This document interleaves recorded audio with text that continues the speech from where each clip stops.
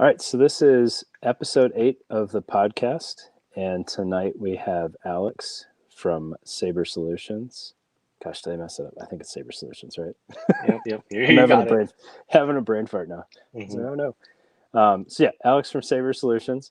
We'll probably talk about some armor tonight and probably some soft goods because he does a little bit of everything, and then maybe some grip for your M locks, but we'll see. Yep. So with that, Alex, do you want to go ahead and kind of talk about maybe who you are and what your business is about? Yeah. So I'm Alex. I run Saber Solutions.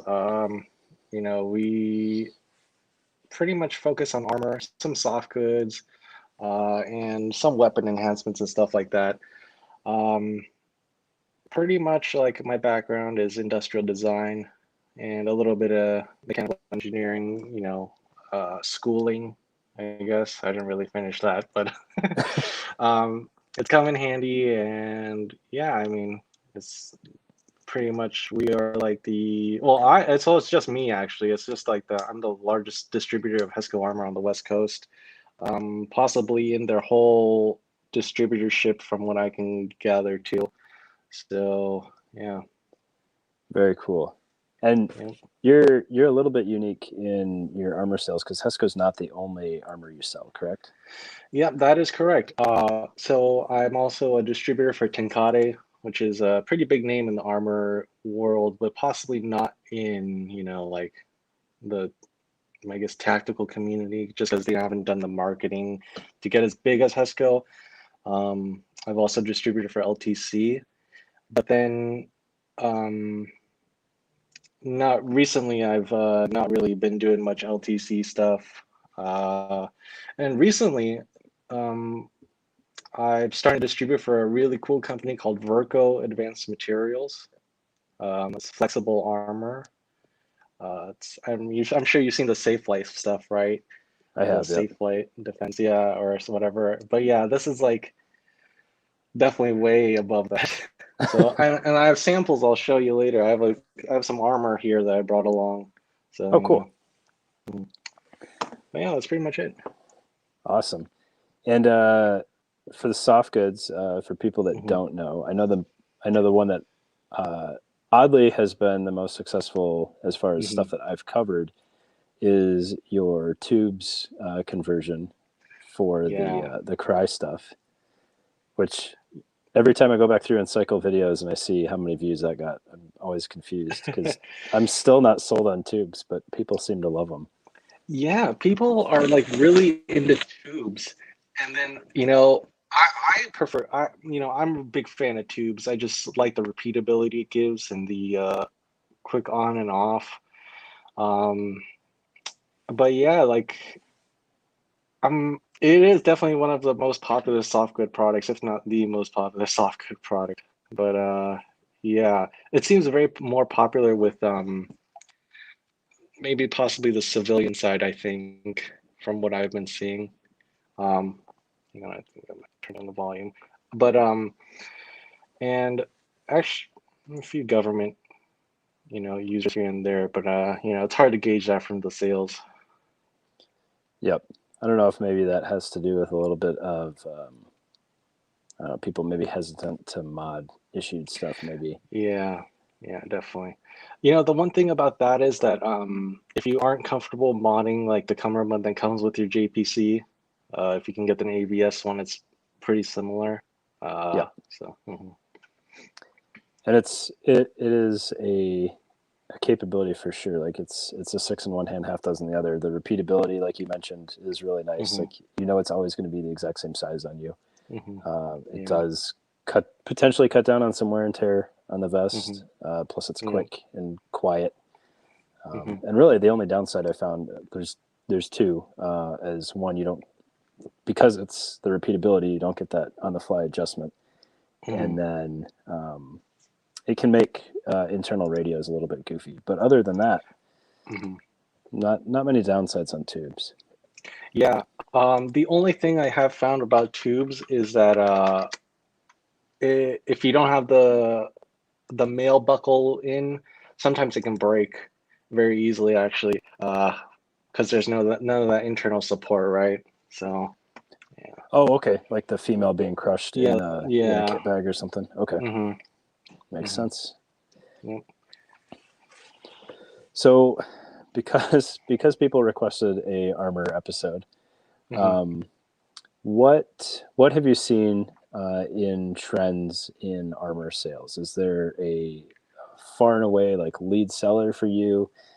Like a price range that seems to be the way to Mm-hmm. go? A certain plate, cut of armor? Yeah. So, the most popular models right now, off the top of my head, are 3810s, of course. Those are, I guess when you think of Hesco, everyone thinks of the 3810s. There's 4400 multi-curves, which are very popular. They're kind of on the heavier side, and the pricing is more like an entry pricing, especially for a multi-curve plate. Um, that is like the second most popular plate. And then that's followed by the L210s, um, which are, a great entry plate too. Yeah. The L210s, I'll say, having tried them out, uh, Hmm. they check all the boxes except for multi-curve. And Yeah. if you have a body that will let you wear single curve plates comfortably, that's a pretty solid first step. Hmm. I agree. Um, yeah, like the most popular cuts are probably like 10 by 12 shooter cut, followed by medium sappy and then large sappy. And then once in a while you get like a small sappy or an extra or the one of those 8 by 10 shooter cuts in there. Yeah, So, those you know, plates. yeah, like yeah, they're small. But if they fit your body, like the one thing I thought when I pick up those plates, I'm like, man, I am jealous of whoever could wear this and get away with like the coverage because the weight is like so so small.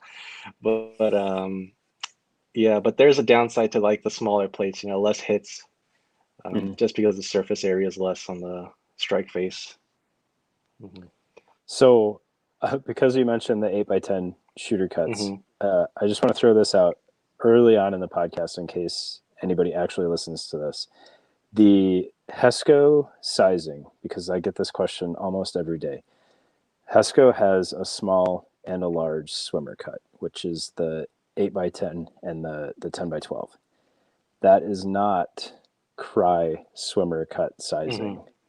Yeah. So just the large is the way to go if you're getting the HESCO swimmers, and that fits medium swimmer cut vests Hmm. in my Yeah. experience. Hmm. So, like as you mentioned, yeah, the shooter cut 8 by 10 and the 10 by 12, those are more for like in my like just observance. It's just more for like LE departments, just so that they can have two sizes that are like, you don't have to measure everyone. And you are correct, the smaller size is like I don't know what what that fits in. Um, I know B's Combat Systems has like an 8 by 10 Yep. carrier, which I recommend. But aside from that, I don't really know who else has got one. Um, but yeah, the M210s come in like the true SOCOM sizing now. The Okay. Yeah, those are that's true swimmer cut in small and in large. So those correspond with the Cry sizing of the Oh, okay. SOCOM standards. Yeah. So. So that, Mhm. just to clarify, that was the M210 swimmer cut Mhm. option Yep. is Yep. will match up for Yeah. vest sizing. Okay. Yep. The only thing though is it's depending on like there's also like this whole thing about like the fitment of the armor in the carrier. If your plates are too thin, sometimes you might move around a little bit, but just to have that dimension be similar is gonna definitely make it fit better. Yeah. Yep. Yeah, and that is true. If you get too thin, you can Hmm. almost step a size down, which I found out with the P210s.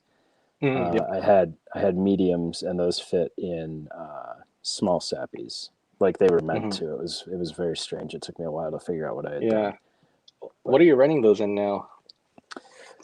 so the P210s work well for when I put stuff on the table because they're not Hmm. like they have no weight at all. Yeah. They're Hmm. like anti gravity actually. Yeah. But they fill it out and they help the stuff stand Hmm. up. So that's That's primarily what I good. use them for. Yeah. Which, for anybody listening along, if you haven't messed with the P210s, there's a solid chance you don't actually need. I use need loosely because I don't care what you actually need. Hmm. Like buy whatever you want. But Yeah.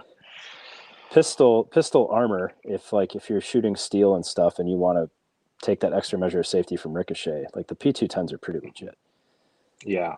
Yeah. That I don't have them up on my site just basically because I just haven't had the time to put them up. But yeah, I think they are fantastic plates. You'll probably see them up at some point. Like on my site, I kind of try to push people towards like getting the multi-curve plates just because that's like a more long-term like solution, right? Yep. Mhm. Like I didn't really have the L210s on the site for a very long time. Like I think I just kept getting a lot of requests for L210s and I was like, okay, I'll put them up on the site. Um, and then yeah, just they were one of the most popular plates, like, to be sold. And more recently though, I'm kind of like tapering back on them just because it's the manufacturing lead time on those are very high.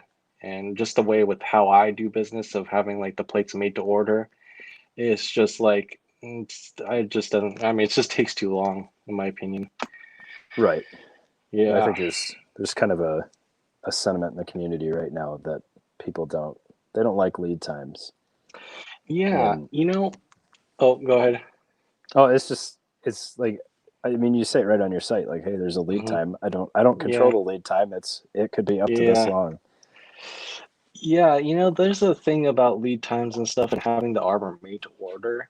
Like, I was a consumer before too. I bought armor before, and there were times when I would get plates that were like months old, and I'd be like, oh, this isn't, there's a warranty on them, like a 5-year warranty. I just didn't like my rationale for why I have the armor made to order is that it reduces the time in transit, like, how many times you have to ship it back and forth, Hmm. like reducing like any like potential damage that could happen during transit, less hands touch it, like less handling.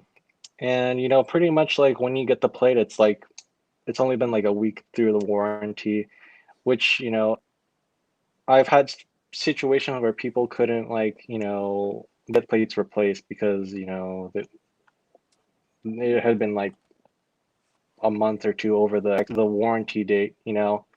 Right. So I just want to make sure that people get like what the highest quality of care and goods. So that's been my thought on that. Um, Makes I sense did to me. I did see a video. I think T-Rex Arms made a video, and he was talking about how he doesn't have a wait lead time. So I was like, oh, I mean, different ways of Yeah. going about it. I mean, if you wanna sacrifice some warranty and have it right now, like that's on you, I Yeah, guess. So yeah, it's yeah, like you would like from what I gather, like there are like actually a lot of people who want their plates made to order, just based off of like what I've spoken to, like the people I've spoken to. So, it's good that there's like a mixture of being able to get your plates made to order or, buying what you can when you can. right. Hmm. Yeah, and I think more options is always a good thing, It is. as long as the more options doesn't make it so that nobody can afford to actually make new stuff. Like, Yeah.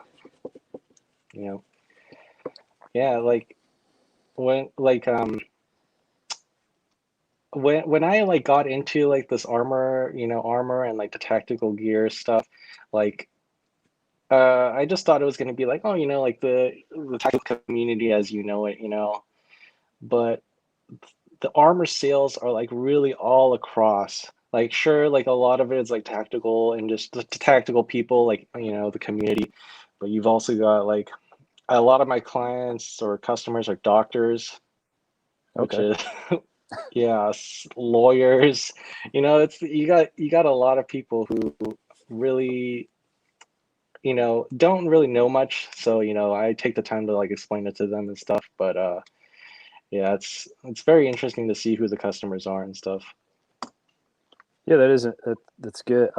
That's good, right? More coverage on this whole realm is what Hmm. everybody needs, right? Like Yeah. the more this stuff spreads on every possible side, whether it be the kit side or the firearms side or the armor Yep. side or night vision or lasers, the more people that know about all that, the better. Hmm. Yeah, definitely. Like it just, once you like get into one thing, you're definitely gonna find out about the rest, and Yeah, you know, for turns sure. into a bigger hobby. Exactly. Yeah, Which is healthier for the entire community. So exactly. makes it normalizes things and gets more money out there and Hmm. better product development. Exactly. Um, we got our first question in, and I think this is a sweet time to ask this: is what are Okay. the coolest plates you've ever gotten your hands on? The coolest plates. I think I had these SOCOM less than overt plates on my site. Okay. Uh, yeah, those are.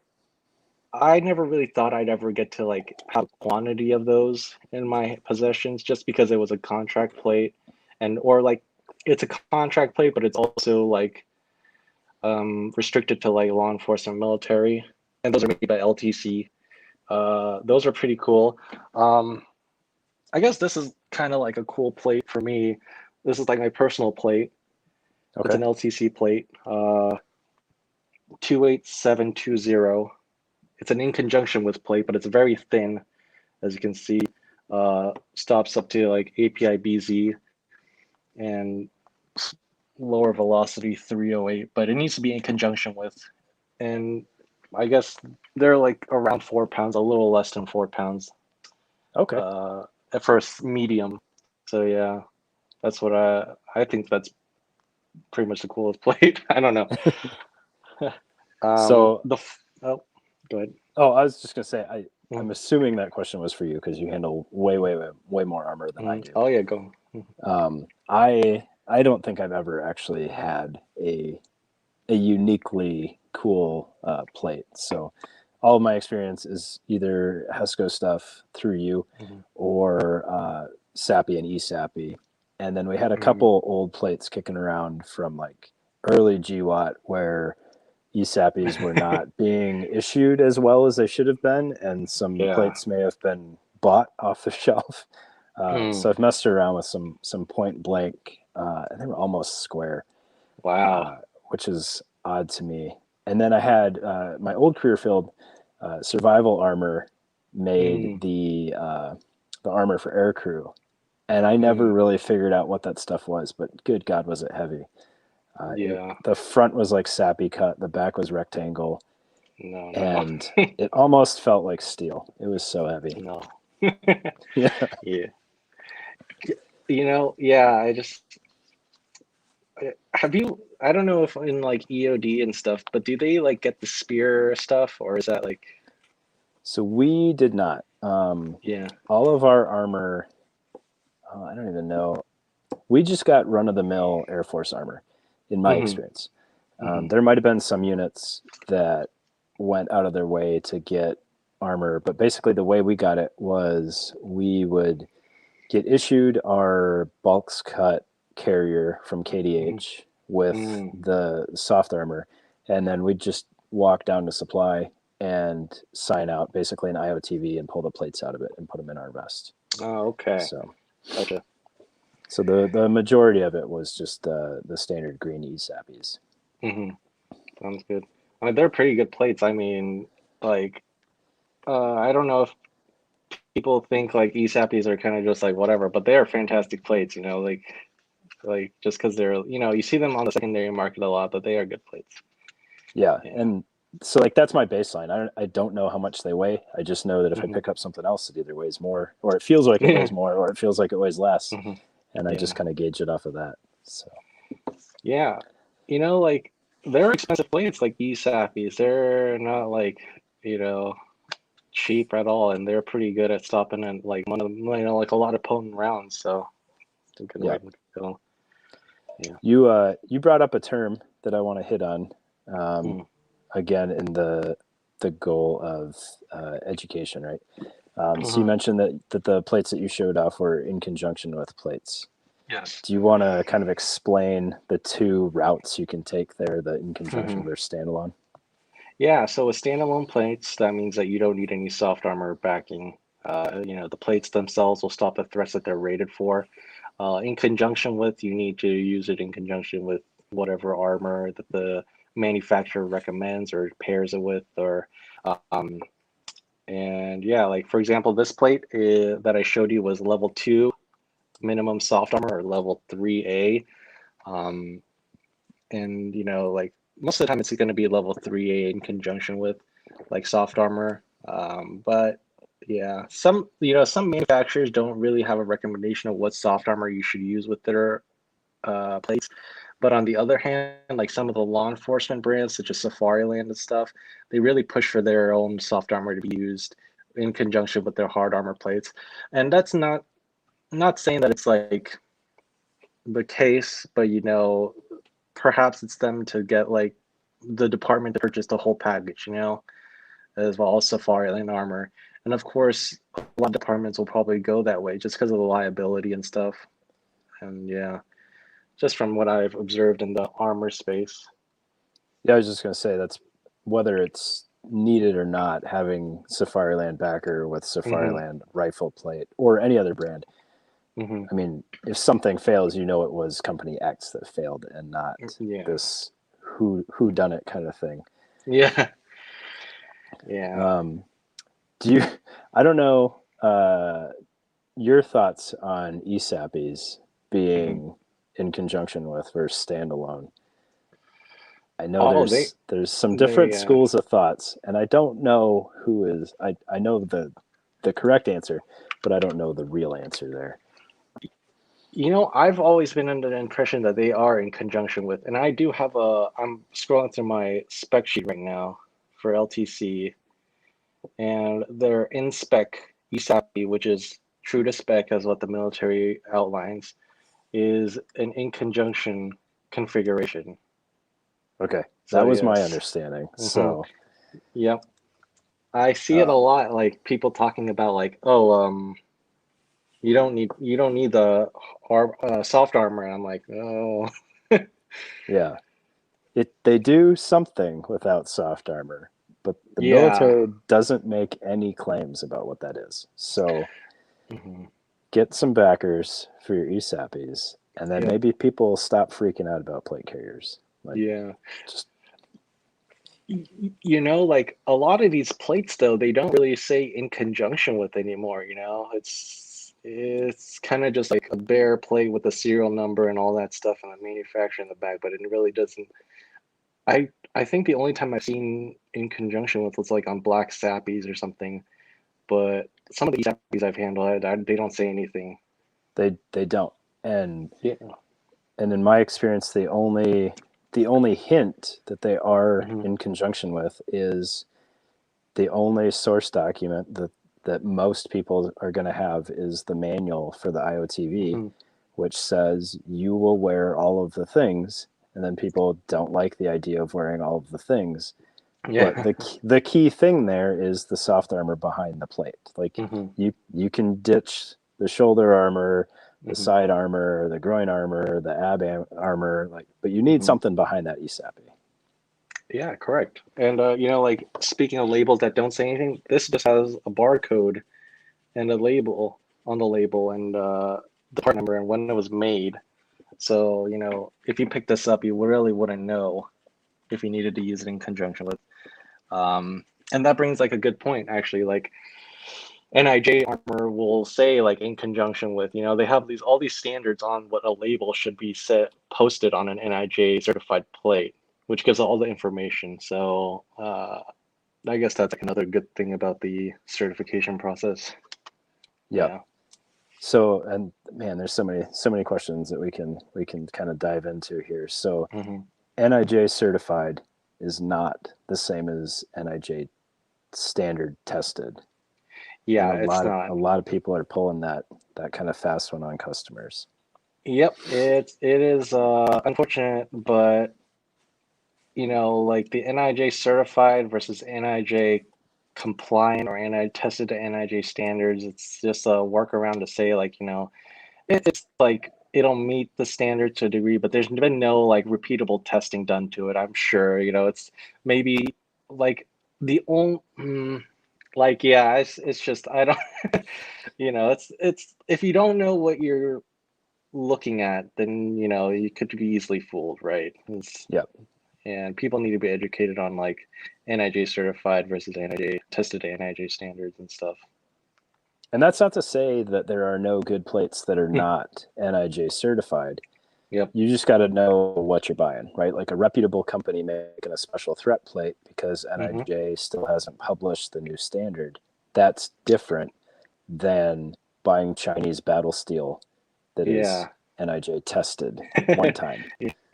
Yeah, it's correct. Like, yeah, it's, and even those NIJ tested to NIJ standards, you don't know how far into the standards they tested. Did they drop test those plates as well? Did they do the tempering with the heat and the, everything and dropping it twice? And it's just leaves a lot of unknown variables.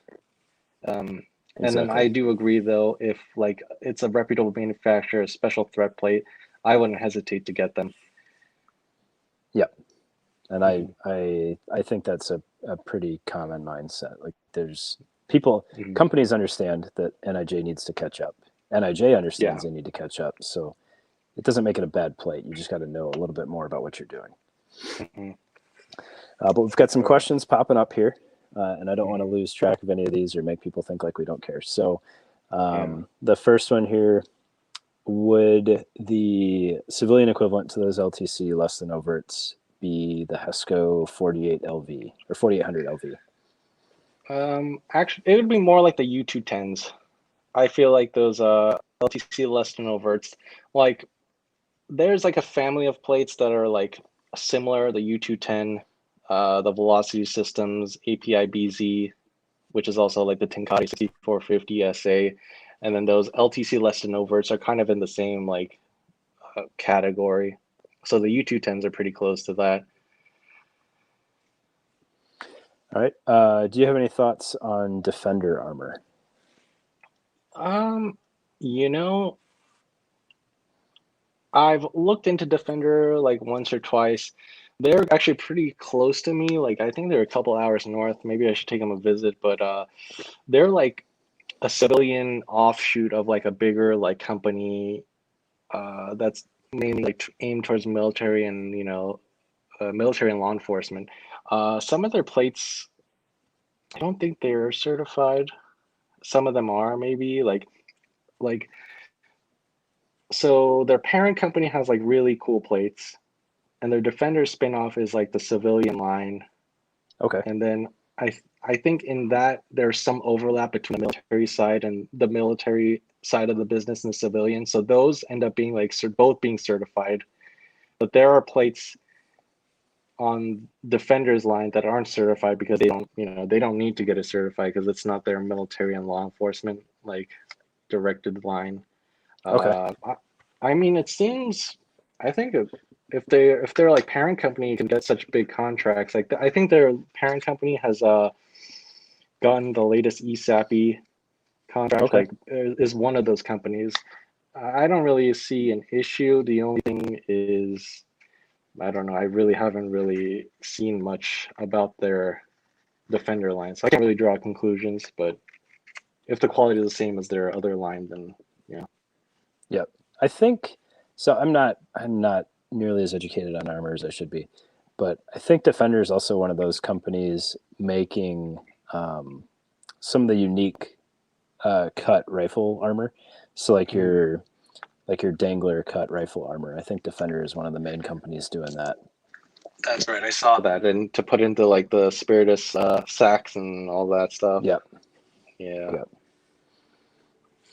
Another one we got here is rebranding of plates. I agree. I've seen it a bunch, and it gets really confusing.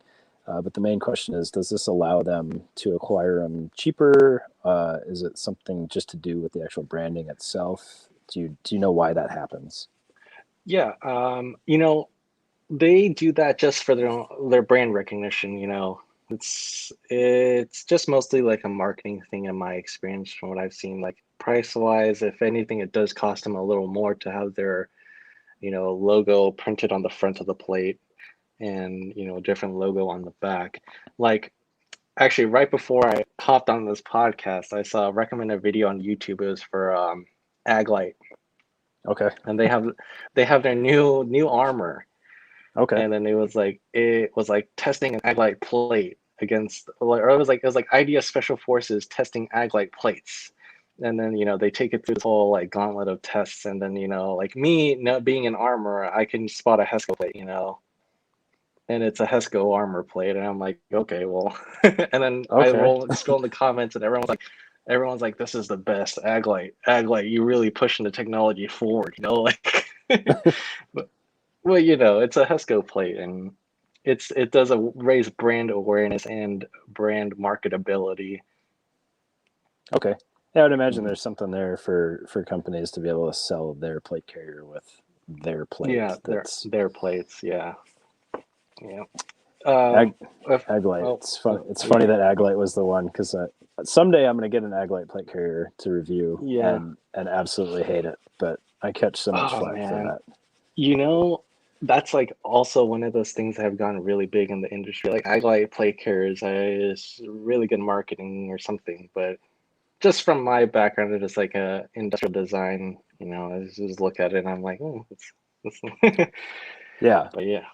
I made some comment on Reddit one day because they were on sale somewhere. They were Hmm. like Black Friday. They were like 30% off or something. Hmm. And it's like there is nothing special about that plate carrier. And like just looking at it, I can tell that I'm personally not going to like it. Hmm. But there's like some serious functional downsides to it. And people are like, no, it's the most comfortable plate carrier I've ever worn. Well, Hmm. great. doesn't Yeah, doesn't work very well. yeah. I think it's just like if you've been around gear for such a long time, like especially you, and I've been around gear for like a very long time too. Like you kind of get an eye for things. But like Yeah. people who have just gotten into the tactical industry and stuff, or like tactical like scene, if it looks cool and their favorite like person has, you know, Yep. rocking it, then yeah. Yeah. That's some people just don't believe you can look at some of that stuff and know that it's just not going to work the way that they want it to. And Yeah. there are things that you use a plate carrier one time and it's pretty apparent. So Hmm. Should we keep going um down? yep. Polyethylene plates versus Hmm. ceramic. Would you do it? I don't know enough to comment. So I would probably, I would you rather ever run? That's very dependent on your like area. Um, the polyethylene plates are so like attractive of how light they are.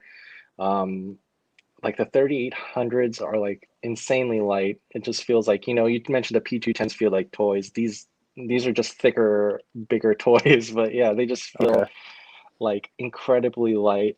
Um, if I knew that like the chance of running into like steel penetrator around like is low, then I probably would run those like maybe in like if I had to like move great distances, and if you had to wear armor, like that'd probably be like what I would say.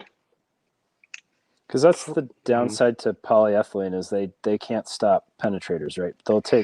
They'll handle Mhm. hot 556, but they won't Mhm. handle penetrators, right? Yeah, steel penetrators like anything harder than like mild steel core, uh you're gonna see some penetration on that. Um, but if you're like in the backwoods and then your like main concern is like flood hunters with like large, with 308 or something, like that would probably be like a great plate to run as long Okay, as, but everyone has an AR nowadays, right. it's like, yeah. Another time I run them is uh possibly like maritime, like water. All those polyethylene plates are positively buoyant. Okay, Um, that's a good yeah. win in that environment. Yeah, so yeah, that's mhm. Is there anything that kind of bridges the gap there? Is there like I don't know if this is even feasible, like a Mhm. half ceramic, half polyethylene? Is that a thing? You, It is. The 3810s are, a lot of these ceramic plates are actually a mixture of a ceramic strike face with a polyethylene backing. Okay. So yeah, so the 3810s are like, it's a ceramic strike face with a polyethylene backing. So, and then those are like the higher end options. When you start going into like entry level, that polyethylene backing is usually replaced with like, uh, was it like fiberglass, e-glass, stuff like that, Okay. which increases the weight, right? It keeps the cost down. Yeah. Okay. Um, John C says if ESAPs were meant to be standalone, the DoD absolutely would have cut out soft armor. Yeah. I agree. That's probably a good indication. There is everything still comes with soft armor, and they wouldn't pay Hmm. to protect you twice. So what's going to be confusing though is the newest generation ESAPs, which I don't know if they're still called ESAPs, actually Hmm. are labeled standalone. Yep, those are standalone, the Gen 2. And I Yeah. don't know. I don't know how those look different. I don't know if it's easy to tell which one you have, but that is something to Hmm. be aware of. Yeah, I think they're on revision G right now for the SAPI plates. But yeah. Okay. Are you allowed to say what Defender's parent company is? I've never looked into it, so I don't know. I don't know how to say it, but I'll just type it into the chat. I have Okay. a Is it just goofy to pronounce? Is that the yeah, problem? yeah, it's just I don't really know how to Okay. engine. Yeah, see. Oh, okay. All right. Yeah. And then Tyler's asking here, is there a trend you see as new armor comes out, like the higher end armor, for stopping, I don't know, stuff like 855A1 and just the super hot, like the just melt armor rounds that are out there right now? Let's see. Yeah, I think there will. It's like the whole thing with the next generation squad weapon, right? They're trying to like, defeat armor and overmatch and all that stuff. I think it's just gonna be a constant back and forth. And at some point, there's gonna be like, I personally think I don't know. I mean, it's hard to think in the future, but I'm sure they'll keep trying to go back and forth on that, right? Right. I Yeah. mean, if we get weapons that are hot enough, we might go back to, all right, maybe we just need frag protection because we're not going to stop that thing anyways. Yeah, I exactly. don't know. That's probably extreme, but that could happen. Yeah, so yeah. I mean, it's really hard to like. Oh shit. What did I do? There's Yeah. also that Okay. that Mhm. warehouse somewhere out there full of X Sappies, which, if you've never looked into X Sappies, are not Yeah, ideal. Not ideal by any stretch. yeah. I see them pop up once in a while for sale, and I'm like, oh well, where'd you get those? I But think yeah, I think the last number I heard is like 15 pounds per plate, but they're just, I think they've mhm. got like a titanium core or something like that. Just ridiculous. Yeah. You know, I I don't know if they like demilled those at a certain point, but I'm sure they do, just like with everything else, right? That's probably how it came out. Yeah. Like, yeah. Mm, What are your thoughts on the Velocity ULV plates? mm, And the only thing those I know are about like those is they're not sappy cut, but there's like the titanium ones and stuff. I really haven't handled them that much. I don't really know think of those. okay. Um, the cut's interesting. And, they do actually use that cut across like ceramic plates too, which is cool in my opinion. Um, I've only seen them like a couple times, but yeah, uh, the It's a ULV. I think it's. it's almost more of a rectangular shape, right? Like a Mhm. rounded rectangle. Yeah, it's just like there's more relief in the top corners for one side for one of the plates. They're not a symmetrical design like what you see Okay. now. There's two different plates with two different cuts. I think it's kind of just like as the name mentions, the ULV ultra low vis. You Hmm. something low vis, but you also want to handle it. will handle like certain threats like AK threats, which will be stopped. Yeah, it's kind of like a niche product. Yeah, I see them pop up every once in a while, but definitely not enough to consider them common. So, Yeah, and I'm pretty sure it's probably the same 12 being sold over and over again. So, it probably is. what about boron carbide being used in armor? That is way out of my wheelhouse. I have no idea. Yeah, like a lot of the higher end level 4 stuff will use boron carbide. Um, 4800s from Hesco, those are boron carbide. Uh, ESAPI, those are boron carbide. Okay. Yeah, it's actually pretty prevalent in the in the higher end of the armor world. Uh, and then the what is it? API BZs from Velocity Systems or the 6450s from uh, what is it? Tenkate. Those are also boron carbide. Yeah, and stuff like that. It's fairly common in the higher end stuff. Okay. Mhm. Harry's asking about the LA Police Gear Level 4s. I know I have my opinion on it. Don't buy Mm, Chinese PPE, yeah. but do you want to expand on that a little bit? It's I would say like, if that's what you can afford, then, like if that's truly what you can afford, then I say go for it, right? It's if it's, you know, but if you can possibly buy something domestic, that is backed by all of the, the company and stuff and a reputation, then I think it'd be a lot better. And also think the LAPG stuff, like, um, they're not like really cut to spec of like Sappy and stuff like that, like Sappy cut, and they're kind of close. It's like an odd like dimensional thing, but it could see issues on fitment carriers. Is that one Yeah. of those plates where they kind of cook the books a little bit by having a smaller strike face in a larger package? I heard the earlier plates were like that. I think they've revised that somehow, or like Okay. like changed it up.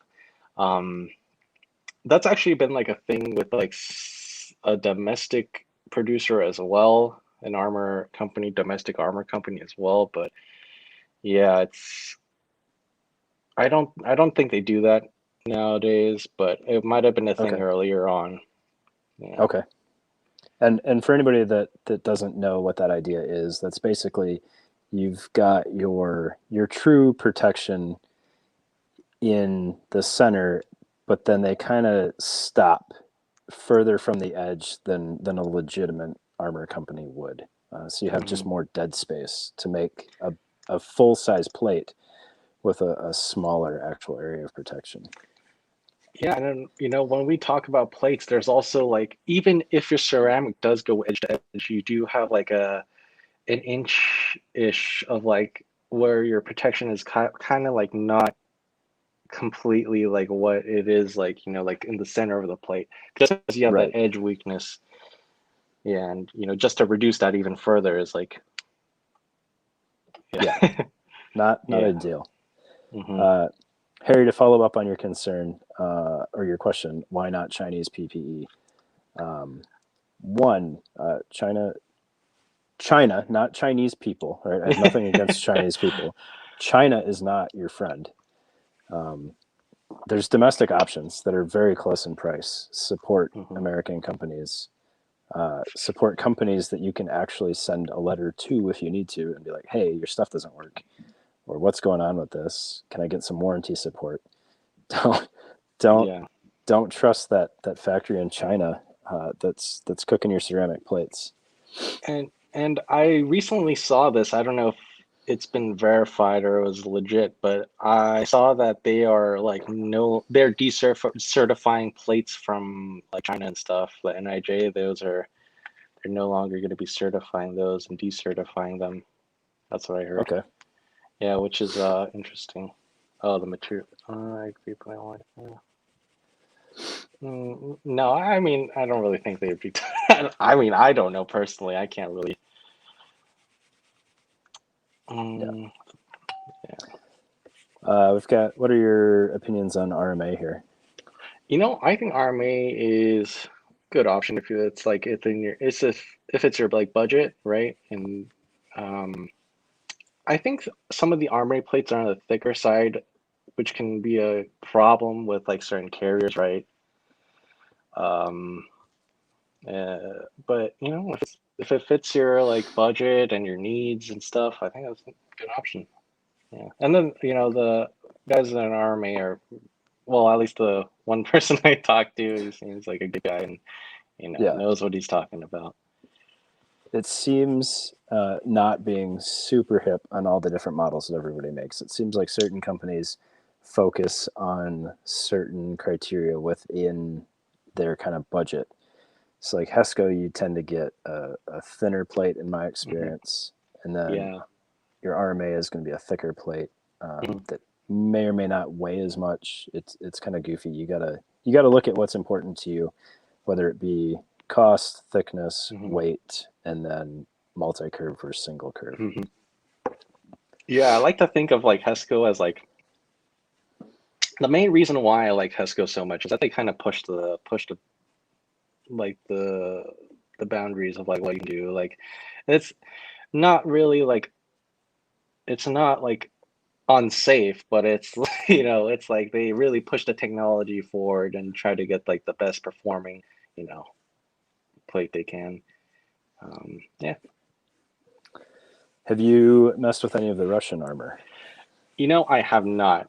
I sometimes like when I'm on YouTube, I get like a recommendation of someone shooting like a Russian helmet or like Russian gear and stuff like that. Um, I haven't played with any of that, but it interests me, but not enough to the point where I want to go get Yeah, Russian stuff. I Yeah. I also have not had hands on. I've looked at it a little bit. Hmm. Just friends that LARP as Russians and whatnot, Yeah. and it's interesting. I think Hmm. they use like a two-piece chest plate, if Mm. I'm remembering right, and I Hmm. think they play around with titanium a little bit more than we do. Um, Yeah. I don't know. Whenever I think of Russia, like I just think of heavy and bulky, and Yeah. maybe I'm wrong. I don't know, Yeah. but that's just kind of their thing. It seems. Hmm. Yeah. Um, so your soft goods Mm. until we get some more armor questions, which I hope we Yeah. do. What came first, the armor or the soft goods, or how'd that work out for you? It kind of came with the soft goods first, and then I built that relationship with Hesco for the, like down the road. It was like my plan down the road, like Okay. carriers and stuff, and not even just carriers for like normal sappy cut plates, but even just like proprietary cuts and stuff, something that would an evolution down the road. Okay. So the soft armor came or soft goods came first, and then the armor came after, shortly after. But yeah, and the armor's really like kind of taken over everything. It just takes up a lot of time. Yeah. So yeah. We got a guy asking, what's the deal with Hesco's recalled plates? Yeah, so it's I've had this discussion with other like people in the industry, like other armor companies and stuff, and it's like their specs on the plates are really like good, but at the same time, it's like kind of sometimes on the ragged edge, like not the ragged, it's like theoretically it can handle it, right? Hmm. But then other armor companies sometimes add more layers of, like polyethylene just to, like to be on the safer side, I guess. But then you end up with the heavier and the thicker plates. So it's kind of like, it's just it's a combination of things. It could be design and material, it could be a lot of different things. Like, um, let's see, let's go with 4600, 36. Yeah, I think the 3610s, they always their Hesco is erring on the safer side just because with like the 600 series, you don't get that extra, like you need that, what would I say, like extra buffer of protection just because of the materials being used, like the strike face and stuff. And you're seeing revisions like the 3612, 3612, which hasn't come out yet, which is like thicker and heavier. Um, and the 4600s have been replaced by the 4601s, which are also thicker and heavier. So yeah. The way it was explained to me recently, or not directly to me, but I read it somewhere, um, and this is all in the goal of being upfront and honest, right? Mm-hmm. Is that HESCO pushes the boundaries of getting the best plate in the smallest package, but sometimes they push it a little bit too far so that when it's built the way it should be, everything's fine. But if you Mm-hmm. get just enough of a manufacturing variance in there, it kicks it over so the plate's just a little bit too thin, and Mm-hmm. that's where some of that comes from. Yeah, like how they, when the NIJ comes to test the plates, like, or to do their full-on testing, they come and they see them put on the plate, like manufacture the plate. They come and they write down like how many layers have been like polyethylene they've put down, and things like that, and then they close it up and they send it out to the labs. So yeah, it's I think for the 600 series, they're definitely putting more of a buffer in there. Yeah. Okay. Hmm. Um, are there? You mentioned SafeLight Hmm. before, so Oh yeah. I'm gonna Okay. make you talk about SafeLight. Yeah. I think it's like with a lot of companies in the industry, like they have really good marketing, you Okay, know. Yeah. it's a good way to put It's it.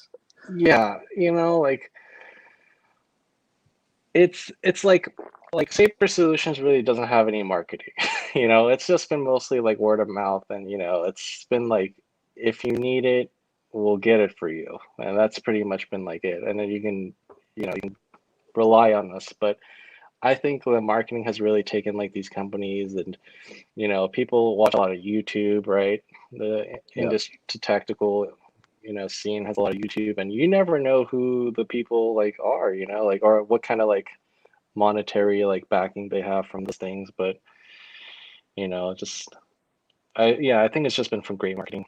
And it's not really like high end like cutting bleeding edge stuff, but it is what it yeah, is. Hmm. makes sense. Eric Chan asked, "How sensitive are ceramic plates to being dropped? Is it over exaggerated?" I'll give you Hmm. my layman's approach to this. Right, Hmm. everybody complains that Anvis nines are fragile. Yeah. Anvis nines are not fragile, but they're not made to be beat up and treated like garbage. And I think ceramic Hmm. plates are the same, right? Yeah. Ceramic plates are not inherently fragile, Hmm. but you probably shouldn't take your vest off in the turret of a Humvee and then toss it over the side when you get out. Yeah. Like, Yeah. That I think it really is over exaggerated. Like all the energy certified plates right now, they're tested twice with a drop, and that's like with the tempering of like heat and stuff and all that. Like, and to survive those drops, like nowadays manufacturers have like foam in the front covering the strike face, and there's foam around the edges of the ceramic plate as well.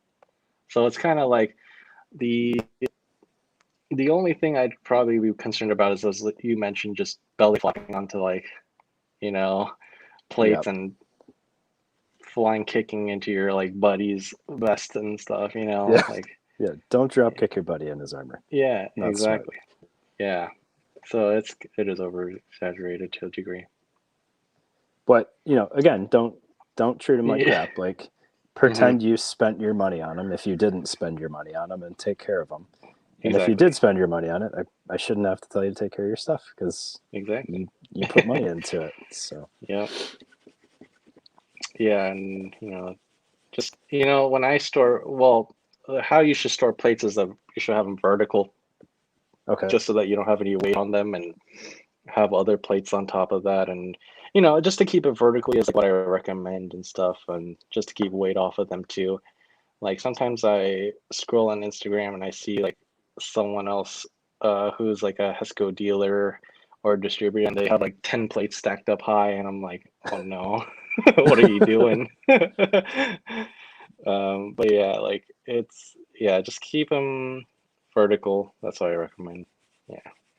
It's interesting you mentioned that because like it seems like every piece of kit has its own like storage requirements, Hmm. and when you put it on a plate carrier, like none of them agree. So like soft Yeah, armor, you're supposed to store it laying down flat, and then hard exactly. plates, stand them up, and then people concern them like are worried that if they put their plate carrier on like one of those coat hangers, like you're gonna blow out the shoulders.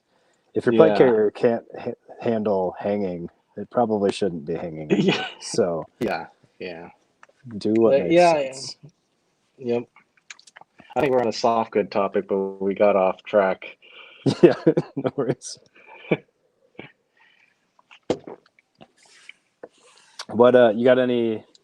You working on any new products, new armor that you want to talk about? You mentioned the flexible stuff. Oh yeah. Um, I'll talk about like the soft goods first. Right now I'm working on some gloves actually. Oh, cool. Um, yeah, they're gonna be probably. I've been working on it for a long time actually. It's really hard to get gloves right. Um, but I think they'll be like super super durable is all I'll say. Just the material choices I've made is just, I think it won't. I don't know. I personally think it'll probably last a very long time Okay, and probably won't blow out, or wear down. Yeah, despite being thin. okay, Yeah, I'll leave it at that. But hopefully that's sometime soon. cool. um, Here I'll show you guys this new vest. So this panel is from Verco Materials. Uh, and here we can go flex. Oh, it's hard Oh, to cool. see, but yeah, it's flexible. Yeah, so how they do it is, I also have a demonstration here. 1 second. Is, I need to cut this open. For anybody that listens on later, uh, it's a sappy cut dragon skin looking thing. Yeah, very, the dragon skin has such a bad connotation. I don't want to mention it, Yeah. but yeah.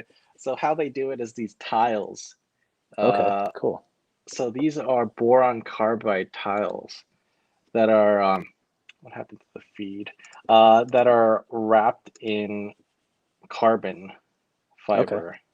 And then what they do is that they lay it up so that it interlocks with each other. Oh, cool.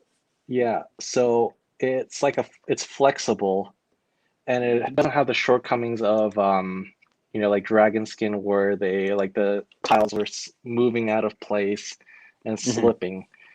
So yeah, this is like something I'm really excited about. And then the great thing is that each of these, like the thing with normal armor is when you shoot it, the cracks start propagating throughout the strike face. This, Okay. it stops at the tile, right? So Okay. it won't affect the adjacent tiles. So I've seen their documentation. It's like 18 hits of M855A1 or something like that. Some 15 Wow. to 18. Yeah, and then especially where you have overlapping coverage, like it's like it can handle a lot. Makes Um, sense. the the only thing is like it's a little bit on the thicker side in terms. It gives it a little bit of a thicker impression just because it's like a flexible fabric. It's not like a normal plate where you can see like a defined thickness. Right. You know, yeah. So, but yeah, like this is a 3+ plate. Okay. Yeah. Maybe they'll be. I heard they're working on a level 4. I haven't. I talked to them about it, but yeah, it's something cool. So that brings up something that I'd forgot I wanted to talk about earlier Hmm. is protection levels. So you Hmm. referenced 3A for pistol, Hmm. and this is I don't know if I've ever seen it explained until recently. 3A for pistols. 3 Yeah. plus is NIJ level 3, and then something extra because NIJ hasn't caught up to Yeah. modern life yet. Hmm. And then you've got 4, which is a rifle plate as well, correct? Yep, that's correct. So you have 3A, which is, usually it's for like handguns, and I think it's a shotgun. There's a shotgun thread on there too. ISO, yep. Yeah. And then you have 3, which is M80 ball, 7.62 NATO M80 ball. Um, and then you have 3 plus, which isn't an official designation by the Yep. NIJ. It's kind of like the industry standard. From what I've been taking, as it's always been something like it's a 3 capable, but it could also stop M855. That's Okay. kind of been the de facto standard in my opinion. But like I'll come touch base on that later. But level 4 is 30-06 and 2 AP. Okay. But speaking of 3 plus, like just because there isn't an official designation, you see a lot of like blurring the lines of what a 3 plus plate is. A lot of people have gotten used to the fact that a 3 plus should be should be able to stop 855, right? Mhm. But some people are taking a 3 plate, like a polyethylene plate, completely polyethylene, and marking it as a 3 plus just because it could stop M193. Right. Yeah, and I'm like, almost every polyethylene plate out there, I'm pretty sure will be able to stop, like a level 3 polyethylene plate will be able to stop M193. Okay. So like why are these people adding the plus designation to that when, it's kind of like an inherent thing that people have come to, you know, will, get accustomed to, and also creating Right. confusion in the market, that people are thinking that it stops M855. Right. And Yeah. would a 3 plus be what several companies call a special threat plate, or is that a totally different thing? Special threat is it can fall under special threat. Like some people call their 3 plus plates special threat, but in reality, when I think of special threat, I think of something that just doesn't fall in the any of those categories. Okay. Yeah. So like, for example, like an L210 doesn't stop M80, right? Hmm. So like in the NIJ specifications is 6 shots or whatever. And then that would be more like a special threat because it could stop 5.56 and all that. It's like a special category on its own that is like not in an NIJ standard is what I Right. would consider. Yeah. So I guess that whole thing boils down to if you're not getting an NIJ certified plate Hmm. at a NIJ certification level, just know what you're buying. Yeah. Read what it's supposed to stop. And Yeah. Definitely read it because I've had some people be like, "Oh, this a good plate? It's a 3 plus plate." I'm like, it's not a real. It's not like a 3 plus equivalent from Hesco, like that can stop mhm. 855 and Yep. steel core stuff. So I'm like, just be aware and make sure to read everything. That's the Yeah. yeah, Which is hard, but do yeah. it. You want to do your research on stuff. Yeah. Yep. John C. threw out a question, thoughts, recommendations for side plates. Let's start off more with which side plates you recommend, as opposed to side plates or no side plates.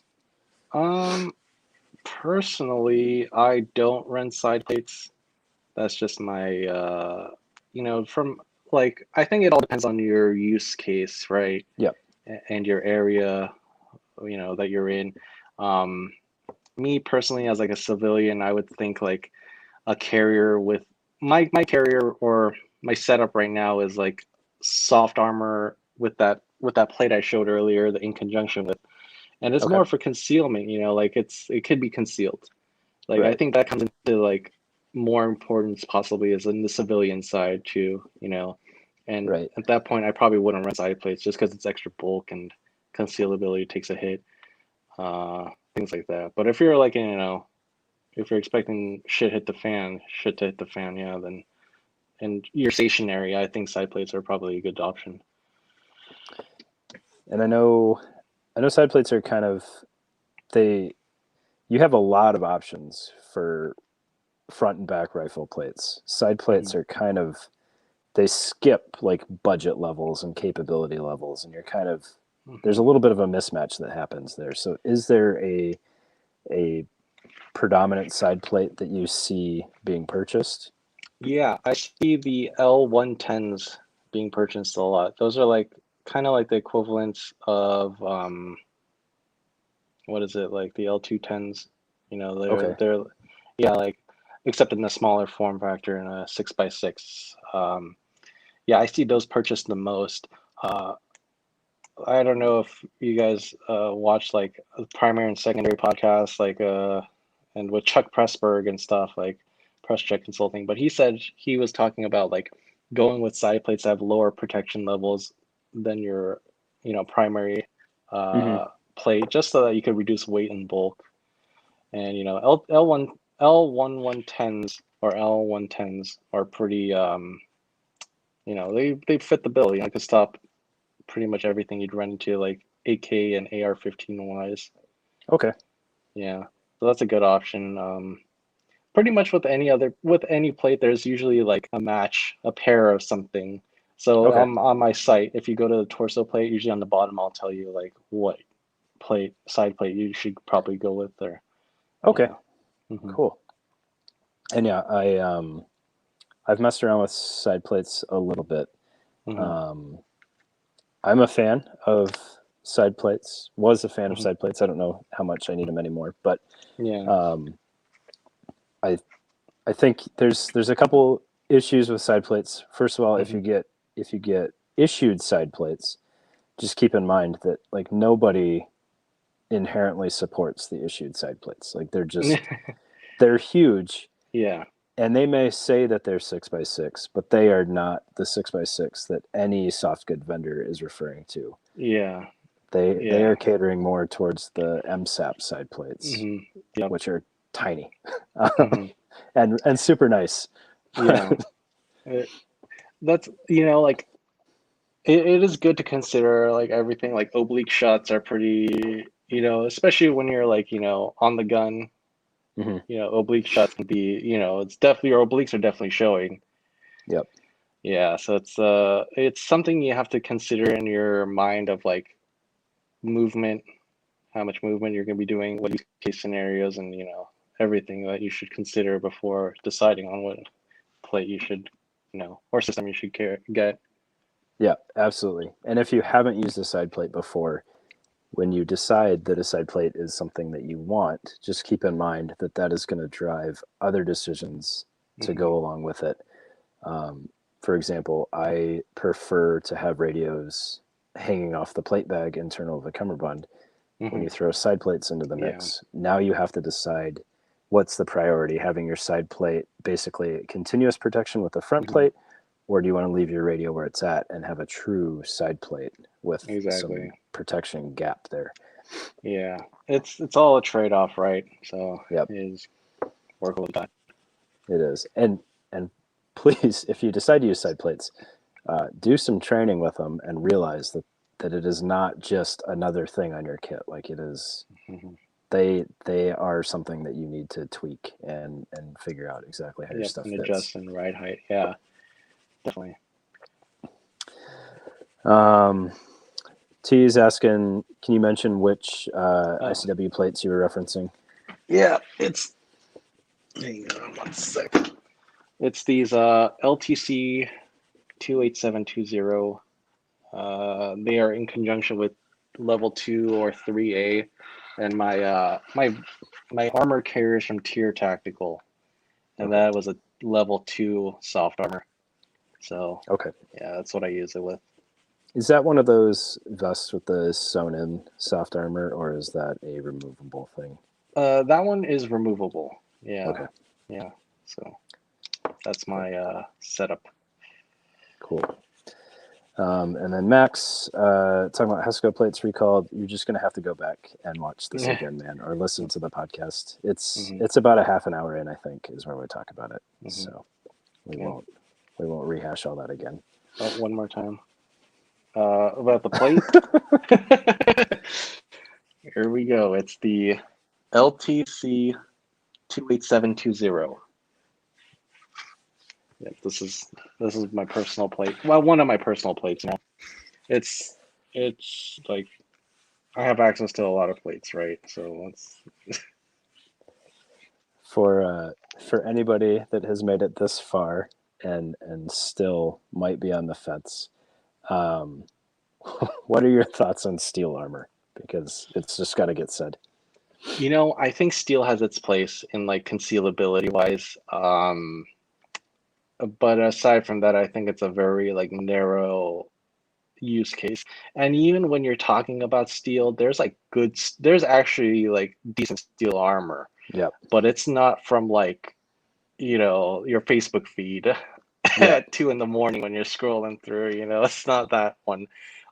It's more like Tenkate has a plate that's a polyethylene and steel plate. So you know how like all those steel companies have like the bed liners sprayed over it and that Yep. disintegrates after like I don't know how many rounds, but it falls apart. Like Tenkate's done their homework. It's like bonded polyethylene to the steel, so that's not going anywhere. And if you were gonna have steel, that'd probably be the best combination in my opinion. Um, Unless you needed something like the ULV where it's like super low pro Yep. as yeah. But Yeah. yeah, I mean it has its places, but I'm glad you said that because steel gets a really bad rap, and it mhm, it deserves a bad rap for most instances mhm. because the people that are looking at steel armor are not buying the good steel armor. Yeah. It's not Target steel that the Mhm, cool guys are wearing. mhm. It's legit thought out like reputable Yeah. company armor. Mhm.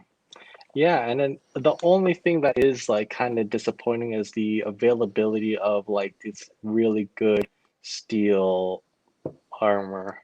It's like the Tenkate plate I mentioned, I think it's like now discontinued just because the manufacturer of the steel has like decided they aren't gonna roll that steel anymore and like produce it Okay. anymore. So it's kind of like they're out of a material provider, right? So it's kind of like gone. I don't know who Velocity gets their stuff from, their steel, but I assume it's pretty good stuff. It's good stuff. So yeah. Yep. T wants you to talk about Alan Bain. I have no idea who Alan Bain is. Alan Bain is he runs Hexar now, I believe, and he was like a part of like Dragonskin back in the day. But I don't really know too much about Alan Bain. It's there's some folks I talked to that seem to have a good relationship with Alan. I personally have never spoken with him, but he seems like a brilliant man if he's coming up with these things that All right. like yeah. Sometimes the failures aren't necessarily a bad idea. They just didn't get executed Yeah, you just need to be hashed completely. out some more. Yep. Um, John C. only used issued ESAPI side plates. Yeah, I'm sorry about that. They're a hassle, and the 6x8s are even worse. Mhm. Yeah, I don't know. If you get some MSAP side plates, do that. Yeah. Those are where it's at. One thing I have to note is like I'm surprised at the amount of 6x8 side plates that get ordered. Really? Yeah, like it's kind of like really like shocking to me because in my mind it's always been like 6x8s are like uncomfortable to dig into your upper torso and Yeah. stuff, right? And I'm like, what? I'm like, okay, either these are like giant people who are ordering it, or they want the extra coverage, and I hope they know what they're signing up for because you know you need to Yeah. really work those out. I've I don't know what body type you need to wear the 6x8s, Hmm. because like I have a fairly long torso, Hmm. but I wear my plate carrier where it's supposed to be, Hmm. and the 6x6 are in my armpit. Like Yep. I don't know if these 6x8s are like you said, actual giant human beings, or if Yeah. they just have their plate carrier low enough that it's not terrible. In which case, Yeah. you should probably fix the main Yeah. portion of Lift your that plate up. carrier. Yeah. It's. Hmm. Yeah, but that's something I just noticed. I was like, "Oh, that's a lot of 6x8 orders." That Yeah. is interesting, though. I'm curious, Hmm. like who's making it work and how they're doing it, because I don't even Yeah. know. I don't know what supports 6x8 plates. Like I don't know where you. Yeah. Yeah. Uh, T is asking Hexar versus the flexible rifle armor that you showed. I do think this company that this the Virgo Armor guys, I actually do think that they are paying a royalty to Hexar to use like the patent because it does like kind of like um touch upon that concept. But I really haven't handled the Hexar stuff. But personally, I would think that the overlapping the carbide boron carbide tiles would yield better protection, in my opinion, and greater multi hit capability than the Hexar stuff. That's just my casual observance. It's not really anything backed by science, but just from what I can deduce. Is are those rated in the process of getting rated? Where Oh, are those in they there? are rated. So they have two models. They're both NIJ rated, Oh, and sweet. yep, they're both rated 3. And then hopefully down the road they'll come out with a 4 or somewhere down the line. Yeah. Is there a actual rating higher than 4, or is everything above that just kind of on the company? I think uh, it's kind of. I think it's just 4 is the cutoff. Like, there's a lot of talk about like some stuff going higher than 4, right? And but Hmm. there's no official designation for that in my experience. Okay. Um, yeah, there's like this like online armor community, like really big like armor enthusiasts, and they love to talk about the really like high end stuff and super plates, and Yep. it's kind of like I personally like never really seen the a supers plate in person, and Yeah. I've been like in the industry for a little bit, so I don't really it's kind of like there's no way I can like be like, okay, that's a cool plate, but to verify like it's what they're claiming, so Okay. yeah. Is there a soft armor company that you recommend? Soft armor, in my opinion, doesn't get talked about enough. Like I know I Yeah. need it, but I don't really know. I don't know where to go to get it. If you can get it, I really think like Point Blank. Okay. Um, yeah, they make a really good soft armor package. Like the AX series is pretty good. Um, yeah, that's the odd thing about soft armor to me is that like all the really good soft armor is kind of just like in these like huge like law enforcement like companies that it's hard to get it unless you like have a local like Safari Land dealer or a Point Blank dealer who will order you something, right? Okay. But yeah, I just really think though they're kind of on the cutting edge of soft armor just because LE wears soft armor all the time, right? And they've got to innovate, and that's where we Okay. see most of the innovation from soft armor. Okay. Are Yeah. there any custom cut soft armor companies that you've worked with that you recommend? Hmm. I know that comes up a little bit. Mm, um, I've worked with a company called Slate Solutions. Okay. I don't know if they do individual. I don't really think they work with the individuals. Okay. Um, you might have to go through somebody. Like, here's the thing with soft armor too. It's like a lot of the soft armor brands like that you see with like certain companies all come from either like a couple of soft armor guys who are really good at what they do. Okay. And yeah, they're repackaged and stuff. Okay. Yeah. Somebody brought up the Cry LVS. Have you messed around with that thing at all? Oh, I have not, but it's seen like the concept is cool in my opinion. Like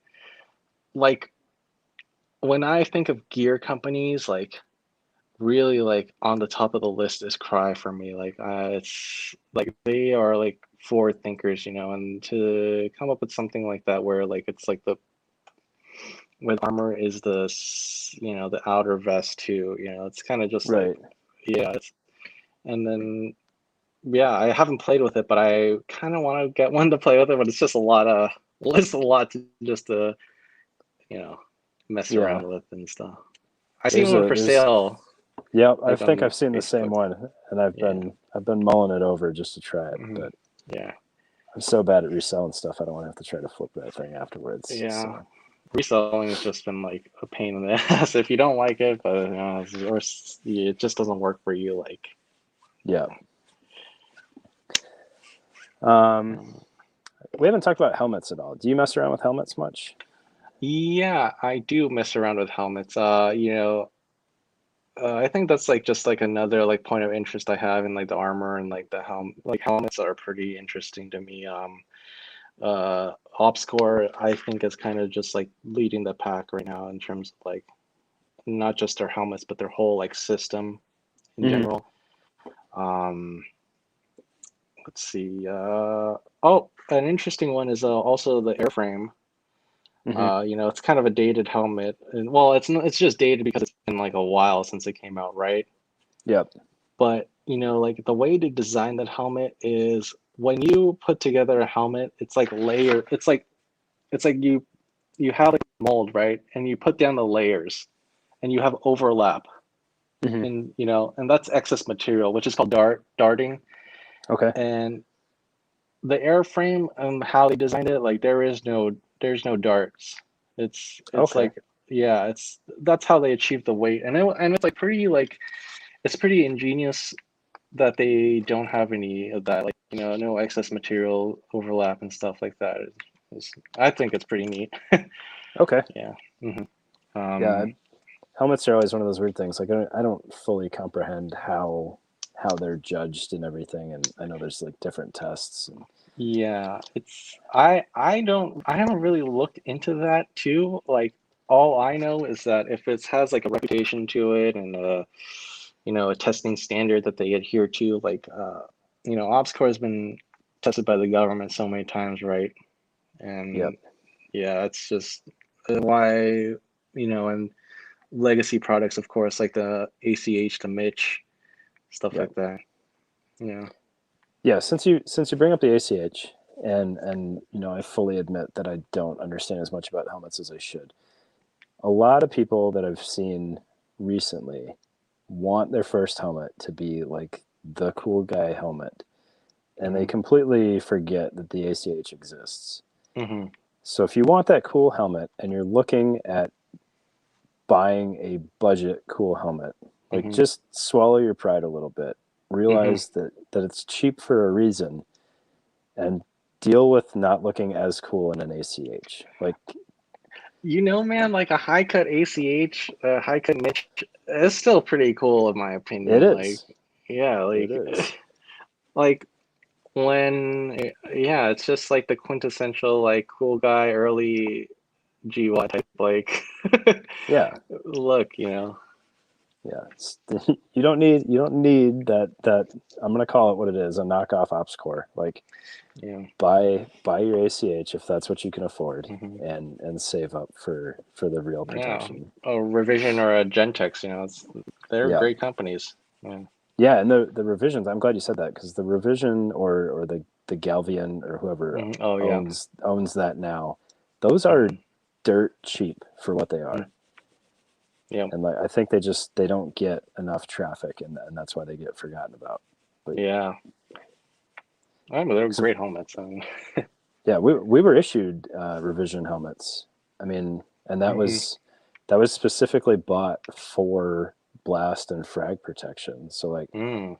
they didn't just look at the like the pistol rating or whatever Hmm.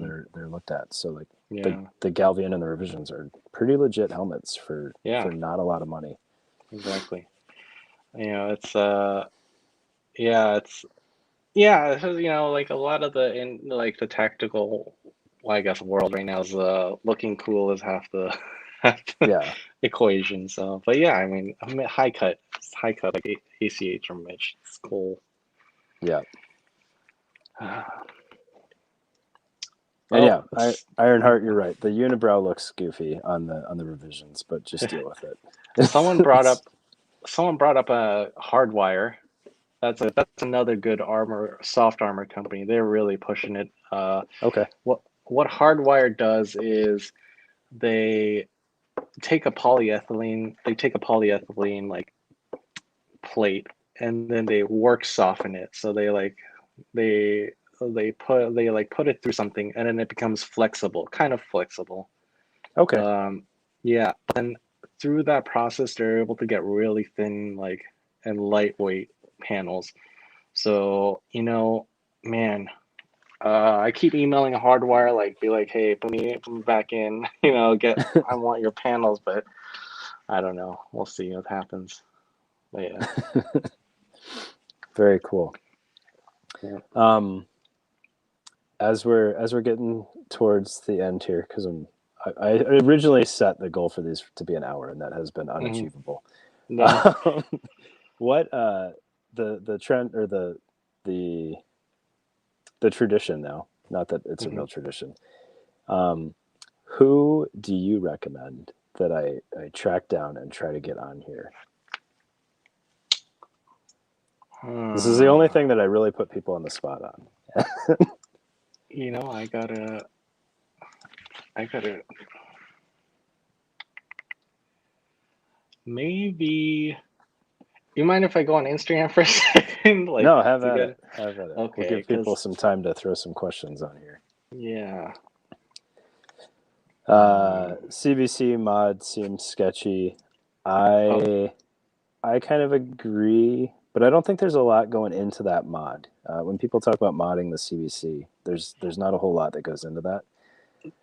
the Um, the one thing I'll have to point out about the CVC mod is that they drill more holes for the rail, the obscure rail, yep, and there's a thing with helmets where the edges of the helmets roll. So like if it gets hit by a bullet, the edge will roll over, right? yep, And then sometimes if you have too many bolts and stuff, those bolts can pass through too if they get a hit. yep, Um, so I'm a fan of like having less bolts, of course, right, if at all possible. yep. Uh, so that's something to keep in mind.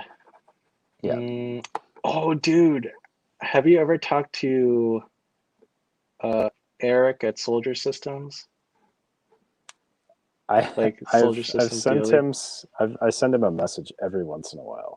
Okay. Um, yeah, I don't know I if I don't think I have the pull for that one. yeah. Uh, Oh man, yeah. that would be pretty wild though. He Yeah. seems pretty fascinating. That would be crazy to Yeah, talk he to him for a does. while. I've never like met him in person or like had a conversation with, but like the stuff he posts on Instagram is like he'd be a very fascinating like person He to would talk be. to. He is. I Mm, mean, he's the dude for yep, everything along these lines. Like, because exactly. I'm not like a big shooter, so he's the dude in my realm, I guess. Hmm.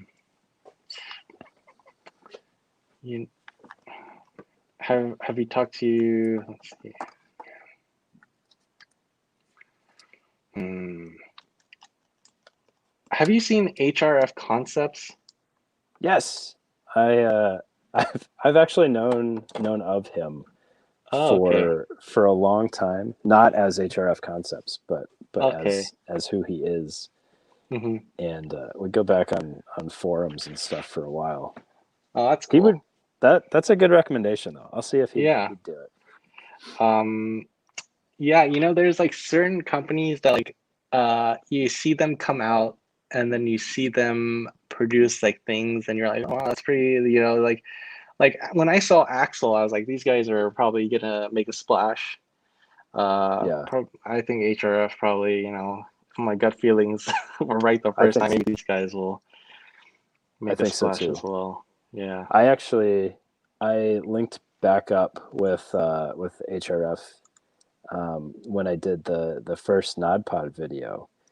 He Mm, saw it and he's really really in, but I don't know in that realm hmm. how he is, but like my knowledge of 3D modeling and stuff, I was completely blown away because Yeah.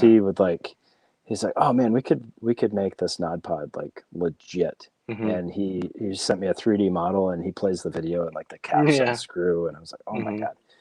Then no, Yeah. that would be neat. I should hit him up and see. Yeah. I think that'd be a great video, and you know Yeah. He has some wild products coming out. I So mean, like already his like I already think the combination of his marketing and his products are pretty like good. yeah, Like, his yeah. marketing's crazy. So Yeah, that's good. Yeah.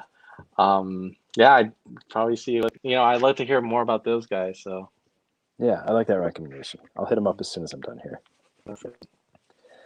You got any parting wisdom for us? Any hot tips? Uh, Hot tips. Hmm. Just read what you're gonna buy and do some research. That's the most. That's like what I recommend for everyone. Just take some time to do research, and also, if you do look at gear, I do think like how we were saying that if you have an eye for it, like if you've been Hmm. around it, you have an eye for it. But if you haven't been around gear for a long time, what I recommend actually is just to like see what the professionals use. Some Yeah, see, yeah, like then you're just pretty much on the safe side. I'm almost on the safe side. Yeah. yeah. I would add to that. See Hmm. what people are using, and then ask why. Yeah. Like, there's a lot of stuff that is really good products that is going to be absolutely useless for what you're Yeah. doing. Yeah. Um, and it's your money. You are totally welcome to buy it. I'm not going to be that guy that says you don't Hmm. need X, Y, and Z. Yeah. But you should know that you don't actually need X, Y, and Z. Like, Yeah. Like, figure out what your idea of a need is. yeah. Like, I like got a cry zip on pack. I'm like, this is cool. And then later I'm like, what am I even putting in this? Right? Yeah, Like, right. I have a civilian usage is like that's pretty low.